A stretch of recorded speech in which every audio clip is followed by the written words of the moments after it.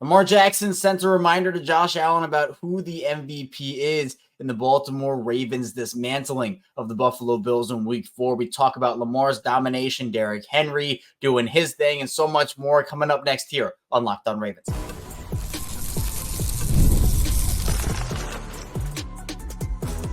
You are Locked On Ravens, your daily Baltimore Ravens podcast. Part of the Locked On Podcast Network, your team every day.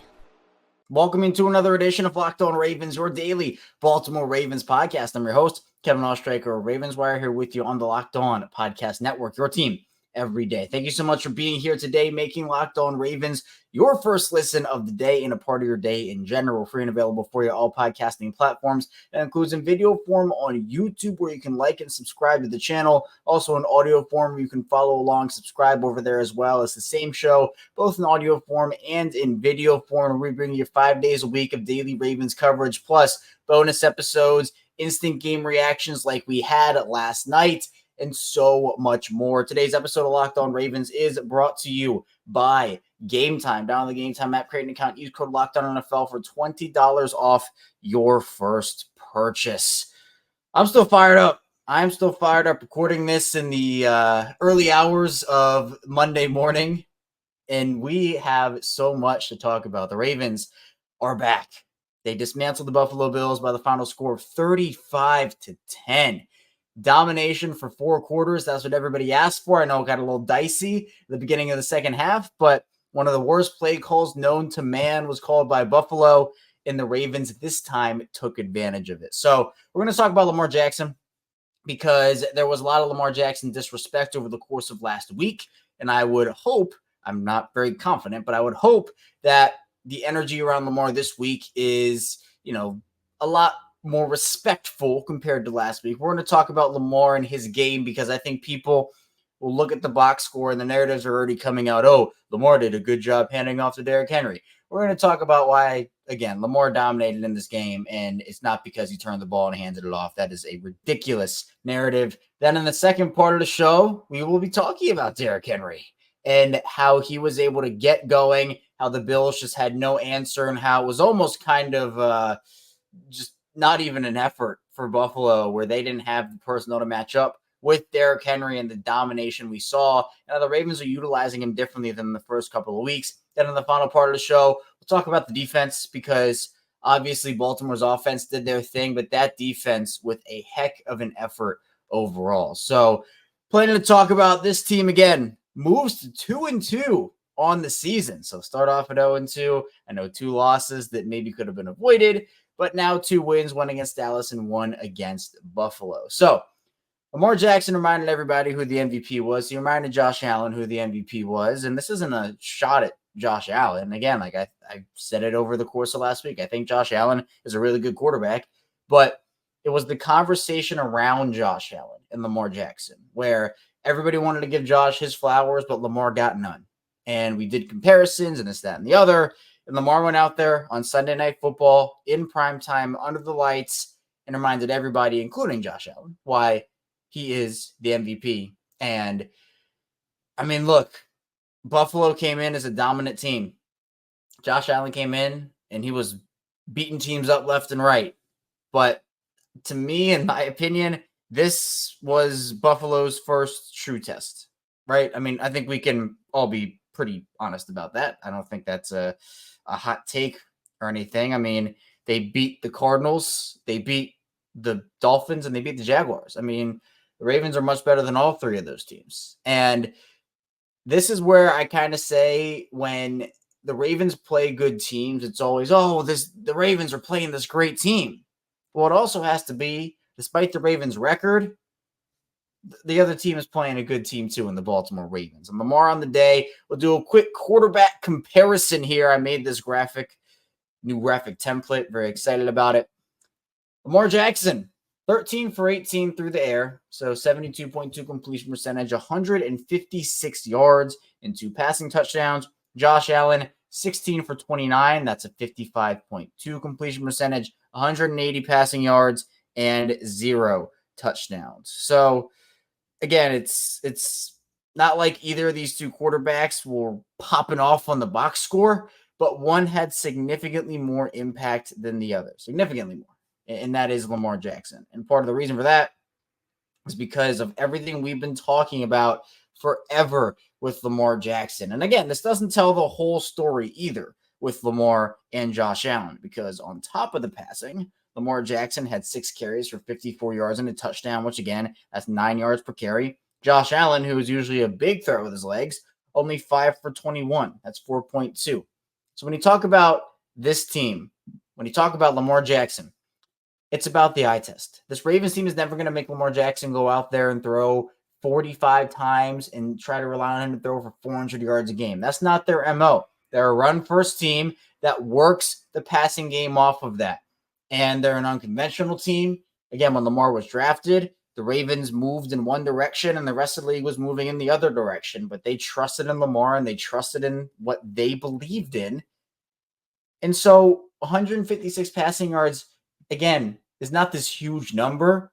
But Lamar Jackson can put on a Superman cape as many times as he wants to and beat teams. We've seen him do that over and over and over again. But what makes him so good is when he doesn't light up the box score and the Ravens still win by 30-plus points. And that is a product a little bit, right? I mean, more than a little bit, honestly, of who's around him. Derrick Henry was awesome in this game. Incredible. The defense stepped up in a big way. But Lamar Jackson provides so much gravity out there where for Derrick Henry, if Derrick Henry's gashing you, if Lamar Jackson's not there and you just put your average quarterback out there, well, you're going to pay the most attention to Derrick Henry because the average quarterback is not nearly as big of a threat. And so you're not focusing manpower over there. But with Lamar, you have to, or else you're going to get burned and he's going to make you pay for it 10 times out of 10. There's no ifs, ands, or buts about it. So that to me, when the Ravens are able to do this and they're able to go out there and Lamar doesn't have this big, gaudy passing game stat box score or anything along those lines, and they're able to win by 30 points or win in a dominating fashion like this, yeah, it's not just Lamar Jackson, right? Derrick Henry had a great game. He was a huge part of this offense. He was the best player on the field in this game. I'm not disputing that whatsoever. But this was really the first time in a long time that Lamar didn't have to put on the Superman cape, didn't really have to do a ton in this game, but when he was asked to do stuff, he did it really well. Had the one fumble, which I know he's mad about. He talked about it post-game. We saw him visibly upset during the game as well. He knows he wants that one back. But MVPs, you can't just look at the box score. You can't just look at these things when it comes to great quarterbacks and, this guy, and I can already see the narrative. I'm, again, recording this before 6 a.m. on Monday morning. I can already see the narratives of Derrick Henry, saves Lamar Jackson, or Derrick Henry carries Lamar, whatever it is. Those false, untrue, and frankly ridiculous narratives.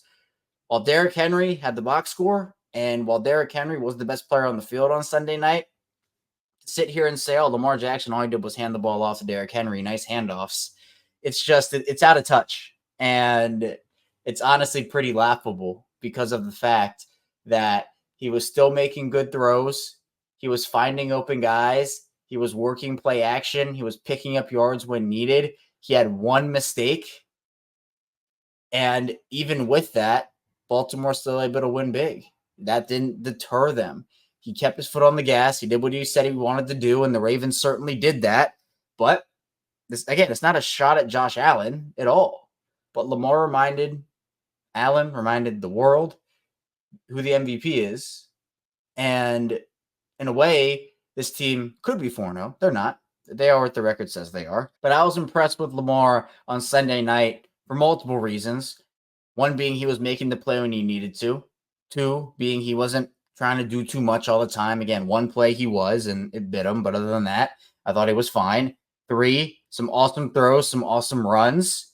And I'm not one to look at the box score and dictate, a guy had a bad game because he didn't throw for as many passing yards as the other guy. I mean, we can put it in this context too. Let's pull back up the quarterback graphic here. I mean, Josh Allen had, 24 more passing yards on 11 more attempts? Okay. Lamar played better than Josh Allen. Lamar played better than Josh Allen in this game. Part of it was the Buffalo defense couldn't stop Baltimore if they tried. Part of it was Baltimore's defense stopped Josh Allen at almost every opportunity they got. But you can only play who's in front of you. And Lamar Jackson played a Buffalo defense that was not equipped to stop him, was not equipped to stop Derrick Henry. And they were missing some guys. They had some injuries, but so did the Ravens. The Ravens came out on top, and that's the facts. It was a dominant win. The Ravens are back. They showed their back. And Lamar Jackson, who has played well, by the way, in these first 4 games of the year, I think the misconception around Lamar, again, is the fact that the Ravens had those 2 early losses. That, Lamar can't be playing that well if the Ravens are 0-2 right now, right? That was never the case. It was never the case. And part of that narrative is because of the fact that he doesn't put up these gaudy passing numbers all the time, when in reality, you could see that Buffalo defense was terrified of him, was terrified of Derrick Henry. That's why I bring in a guy like Derrick Henry, because you can compliment Lamar, and also Lamar compliments Derrick Henry. And with those 2 guys, if you were watching that game with your eyes, you saw a Buffalo defense that couldn't decide who to defend. They had moments. Buffalo's defense certainly had moments. I'm not saying that they were awful for the entire game. But we talked about coming into the week that the Bills did not have the personnel to match up with the Ravens. The Bills were not going to adjust their game plan to match up with the Ravens. And that always spelled a recipe for disaster. So, Buffalo matches up well with a lot of teams. They don't match up well with Baltimore. And what good teams do in that situation is you make them pay.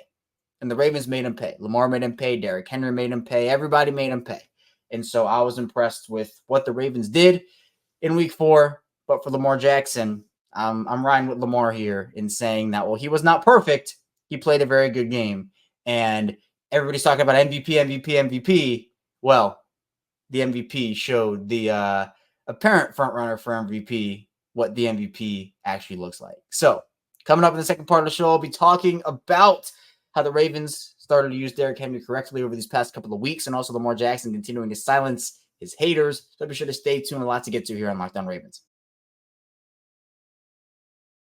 First, the show is brought to you by Gametime. I love going to live events, no matter what kind. I have a ton of great memories, such as events from sports, music, theater, comedy, and so many others that I've attended in the past. And I also try to go to a couple more per year. Gametime has a new feature called Gametime Picks that makes getting tickets for your favorite live events even easier. Gametime Picks filters out the fluff to show you only incredible deals on great seats, so you don't have to waste time searching through thousands of tickets. Plus, they had a great 50% off Labor Day sale for Diamondbacks and Dodgers. That offer was incredible. So, for the Ravens and Bills game, if you found your tickets on Gametime for that game, you probably had a great time at M&T Bank Stadium because the Ravens won, and also probably because you got a good deal, whether you found super deals or other tiers of deals that they have. And the app is super easy to use, whether it's Gametime Picks, seat views, lowest price guarantee, Gametime ticket coverage, and so much more. Take the guesswork out of buying tickets with Gametime. Down the Gametime app, create an account. Use code LOCKEDONNFL for $20 off your first purchase. Join Spy Game, create an account, redeem code LOCKEDONNFL, spell LOCKED1NFL for $20 off. Download Gametime today. What time is it? Gametime. We're back our second segment, Locked On Ravens. Kevin Oestreicher still here with you on this Victory Monday. Second Victory Monday of the year as the Ravens go to 2-2 after their 35-10 shellacking of the Buffalo Bills. Dominant win, statement win, whatever you want to call it. I'm still super pumped about it. And the conversation around this Ravens team never should have been that, they're a pretender. They're not going to do anything this season. 0-2, I know it felt wrong. It felt dicey. It felt concerning, uncertain. But the way that Buffalo wasn't able to get anything on this Baltimore defense, the way that Buffalo wasn't able to stop this Baltimore offense gave me so much confidence, especially because of the way that the Ravens were able to utilize Derrick Henry. Just incredible stuff from Derrick Henry in this game. He was absolutely locked in. 24 carries, 199 yards on the ground with 1 touchdown. Obviously, as we talked about, that does not tell the whole story because Derrick Henry got involved in the passing game as well. So he had 3 receptions for 10 yards and another touchdown there. So 2 total touchdowns for Derrick Henry in this game. First play of the game takes it 87 yards, right? I mean, I want to say this because obviously Derrick Henry had a great game, but this offensive line, the tight ends, wide receivers were getting dirty with it. I mean, the blocking in this game was incredible. I'm sure we're going to see a lot of stats come out over the course of the week, whether it is offensive line, tight end, wide receivers, about how good the blocking was in this game. Buffalo's defensive line was a non-factor. They were getting to the second, third levels with ease. Guys were getting into space effectively. They were imposing physicality. Derrick Henry did his thing, and the Ravens were able to put him in the right spots, running him all over the place and making sure that he was able to effectively impact the game the way that he can. Because on that 87-yard run, Derrick Henry had a max speed of over 21 miles an hour. And I think the stat was he was 0.4 miles per hour slower than Xavier Worthy, who is known for his speed. But Derrick Henry, look, he's a beast of a human. I talked about this on the live show after the game, but his speed is such an underrated factor of what he does. And the way that the Ravens are utilizing him now, there was a feeling out process over those first couple of weeks, right? Week 1, they kind of go to him early on that first drive, and then we don't really see him for most of the game after that. Week 2, they're still ramping him up a little bit, but he has gotten better with every single game. And after that 87-yard run, I mean, I'm telling you, the Buffalo defense was terrified of Derrick Henry. And the Ravens took advantage. And so shout out to Todd Monken and what he was able to do. Lamar Jackson praised Todd Monken and said that he liked what he was doing in this game. Lamar was happy about, them keeping their foot on the pedal there. But the first play after that Derrick Henry touchdown, that 87-yarder, Buffalo was probably scared out of their minds of like, all right, we have to stop Derrick Henry on this play. Guess what the Ravens do? Little play action type deal. 10 yards, Zay Flowers. And then a Lamar Jackson run. So now there are 3 different aspects of the game you're worried about. Derrick Henry, the play action, and Lamar Jackson running the ball. And all of that, you have to determine where are you sending your manpower if you are this Buffalo defense. And for Derrick Henry, was bouncing off tackles, breaking tackles, stiff arm. We didn't see the vintage stiff arm, but he was still pushing guys off him. Man, I was impressed. I was really, really impressed with this Baltimore run game because this is their identity. This is their identity. You work other things off of your identity, no matter what it is. That is what makes you effective playing football or playing any sport is you have an identity, you find it, you stick with it, and then the rest comes naturally. Because what happened in this game, this is exactly, if you've been listening to me every day here on Locked On Ravens, this domination, the way that it unfolded, is exactly what we've talked about on the show. Where Derrick Henry gets going. The Buffalo defense gets scared. They have to start creeping up, although Buffalo doesn't really, it's a little bit more of a moot point for Buffalo because they don't necessarily adjust as much. But Buffalo, at some points in this game, had to start creeping guys up if they wanted to have any chance of stopping Derrick Henry. And then with that, you can work Lamar Jackson runs in here and there. You can work play action off of that. The Ravens aren't throwing the ball a ton. They've only thrown the ball 32 times in the last 2 games. If we pull up that quarterback comparison thing again, Josh Allen had 29 in 1 game here. So the Ravens aren't throwing the ball a lot, but they don't have to because they've been in positive game flow for 3 of the 4 games. And the one that they were not was week 1 against Kansas City. So that game flow, when we talk about them getting too cute, or we talk about them not being able to finish the game or slam the door. I combined 2 sentences there. Finish the game, slam the door. That's because they're trying to get too cute with things where in this game, once that turnover happened for Buffalo, which we're going to get into, one of the worst play calls I've ever seen watching the game of football. It was that bad. That makes you, as the Ravens, unstoppable when you're able to keep momentum the way that they did, because they weren't able to do that against Las Vegas. They weren't able to do that against Dallas, but against Buffalo they did, and that was huge. There wasn't really a lot going on from a receiving aspect in this game. I mean, Justice Hill led all receivers, and he's obviously a running back, but Justice Hill was awesome in this game. Obviously, there's stuff to talk about with Mark Andrews, too. So coming up in the final part of the show, we'll wrap up the offensive part of the conversation and dive into the Ravens defense and their dominant performance. Stay tuned, a lot to get to here on the show. First, the show is brought to you by FanDuel. Hey, NFL fans, you're going to start the season with a big return on FanDuel, America's #1 sportsbook. So when you get a hunch in the middle of the game, you can check out the latest stats, view live play-by-play, and so much more on the same page where you place your bets. We got started with $200 in bonus bets guaranteed when you place your first $5 bet. So pick the over on Derrick Henry rushing yards. Let's just say you're probably a big winner over on FanDuel. So just visit FanDuel.com. That's FanDuel.com. And the show is brought to you by DK Law Group.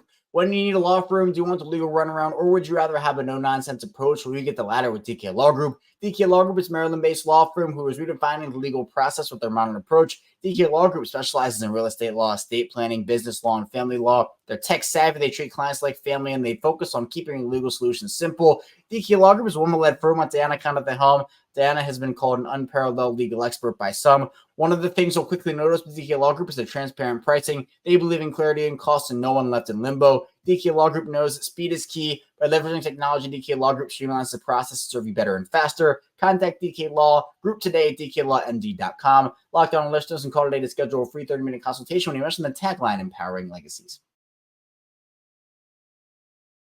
We return our final segment, Locked On Ravens. Kevin Oestreicher still here with you, celebrating the Ravens' 35-10 domination of the Buffalo Bills in Week 4. Appreciate everybody for being here, making Locked On Ravens a part of your day and your first listen each and every day. We're here 5 days a week for you of daily Ravens coverage every single week. No days off for me here on Locked On Ravens. I love talking Ravens football. I love the communities we've built up. So again, be sure to like and subscribe in video form, follow along in audio form. It means the world. We just hit 8,000 subscribers about a week or so ago on YouTube, and we're already growing that up more. So 9,000 is the next goal in audio form. That community has been growing every single day as well. So appreciate all the support. Tell a friend, tell a family member if they want some daily Ravens coverage. We have them covered here on Locked On Ravens. Now, let's wrap up the offensive side of the ball of things, and we'll move into the defensive side of the ball to wrap up the show, because the Ravens defense wrapped up Josh Allen and this Buffalo team, wrapped them up into a nice little bow and sent them on back to Buffalo. And hey, got to give Justice Hill some love here. Have to do it. Leading receiver for this Ravens team. The rushing yards aren't going to pop off the screen here for Justice Hill whatsoever, but man, did he make an impact in this game. I thought he was incredible. One of the MVPs. Again, 4 for 18 on the ground, not too crazy, but as a leading receiver, 6 for 78 through the air with a touchdown. That's 13 yards per reception, caught all 6 of his passes. He was Lamar's safety blanket in this game. Check down to Justice Hill. Justice, using his shiftiness, his juke moves, his ability, he was doing his thing, and he was a big contributor in a lot of different ways. But Baltimore here, 427 yards total compared to Buffalo's 236. You got 271 rushing yards compared to 81 for the Bills. Derrick Henry obviously accounting for 199 of those. You have 8 yards per rush compared to Buffalo's 3.5, 7.8 yards per pass compared to Buffalo's 4.6, and 7.9 yards per play compared to Buffalo's 4.1. I know there's a lot of conversation about Mark Andrews right now as well. Second straight game with 1 target, no catches. But I have to give Mark all the credit in the world for his blocking. His role just might be changing a little bit. It just might be what it is. The Ravens have 3 capable tight ends, and I feel like they want to use them all in a way. Now, you're paying Mark Andrews a lot of money. I don't think this is the Ravens are trying to just turn him into a blocker. They shouldn't do that. But the Ravens haven't thrown the ball a ton over the last 2 weeks, as I mentioned. And Andrews, coming off of the highest graded blocking game of his career, is able to come together. And again, he showed his physicality, got into the spots, didn't let guys get off of his blocks. He did everything in the run game and springing guys open. I mean, that's what his role was. He had a drop. It was a bad drop. We will call it what it is. It was a bad drop. And I think Mark is in his head a little bit, probably. I mean, I know he's expressed confidence in himself, but in that moment, it can be hard. It can. So, again, if Mark has to get it going by being a blocker and the rest comes to him naturally over the next couple of weeks, okay. But, again, now we're a month into the season, and trends are trends. So, we're going to have to start identifying some of those. So, I'm not, hitting the panic button on Mark Andrews, but I'm also not I'm not concerned is what I'll say. So it's tough because we know Mark is a heck of a player, but I just think his role might be changing a little bit, and that's kind of what we have to look for here with Mark Andrews. Other than that, Rashod Bateman had a catch. Zay Flowers had a catch. Bateman, He was tugged. He dropped the pass in the end zone, but he was tugged on that. So I know it seems like half the people are blaming Bateman and half the people are blaming the tug. So that's kind of how that went there. On the defensive side of the ball, I mean, what else can you say? This was a masterclass by Zach Orr, masterclass by the players on this defense. And I had said it last week. If Zach Orr's Mike McDonald Dolphins game came in a win against the Cowboys instead of a loss, and now he dominates from here on out, then okay. I thought they brought the perfect level of aggressiveness. You don't want to blitz Josh Allen too much, and they didn't. They blitzed him when appropriate. Josh Allen was shocked when Marlon Humphrey came off the edge on that play, where Adafeola ended up bringing him down for a sack. He was shocked. So Zach Orr was coming with timely pressure and effective pressure. He wasn't just spamming the pressure. But you have Kyle Van Noy with another dominant game, 2 more sacks. That's 3 straight weeks, with 2 sacks for Kyle Van Noy. He's the most underrated signing in Ravens history. And I say signing. I know a lot of people say Anquan Bolden. Anquan Bolden was a trade, and I think we knew what the Ravens were getting in Anquan Bolden. He wasn't like remember, Kyle Van Noy was signed, week 3, week 4 off the couch last year? Who was expecting this out of Kyle Van Noy? Not me. I mean, hey, man, hand up. I wasn't expecting it. So Kyle Van Noy was awesome in this game, made one of the biggest plays of the game on that trick play, which, by the way, Joe Brady, Sean McDermott, Buffalo should be ashamed of themselves for that. That's the equivalent of the James Prochet trick play against Denver, except it was in a much bigger spot, and the Bills actually had momentum in that game. That was like, man, they could really come back and do this thing. That's malpractice by Buffalo. But you know what? Baltimore took it, and Baltimore scored a touchdown, and they took the momentum right back from Buffalo there. Travis Jones absolutely clobbered Josh Allen. And you look at the other guys, Kyle Hamilton, I thought, played good football. Marlon had a pretty good game outside of the unnecessary roughness penalty, and I don't really know what happened on that play, but cost the Ravens 15 yards and no harm, no foul because they scored. But still, Brandon Stevens got turned around on a couple of plays by Keon Coleman. He isn't turning his head on those plays, and he has to be better at that. That's been something for Stevens where he has to just be able to turn his head. Keon just got those back shoulder throws from Josh Allen, and they were able to connect on those. I mentioned Owe. I mentioned Van Noy. David Ojabo had my favorite play in this game, where he cut off the run lane to James Cook, then defended Josh Allen, and it made him throw it to the tight end. It was a desperation throw there. So it's been a defensive unit this year that has struggled in certain aspects, especially in the secondary. But you hold Josh Allen, who everybody's clamoring for MVP right now. You hold him to the game that he did. And hey, it's almost like hey, who's the MVP now type deal. So this Ravens defense, the other thing that I thought they did really well was they got Buffalo off the field. 3 for 13 on third down for Buffalo. That's not great at all. Baltimore, on the contrary, goes 5 of 9. I thought they did a really, really good job. And everything about this team is about momentum. It's about not getting in your head. And going to Cincinnati, the Ravens should absolutely run all over that defense. Cincinnati's banged up on their defensive line. Their defense has been not good this year.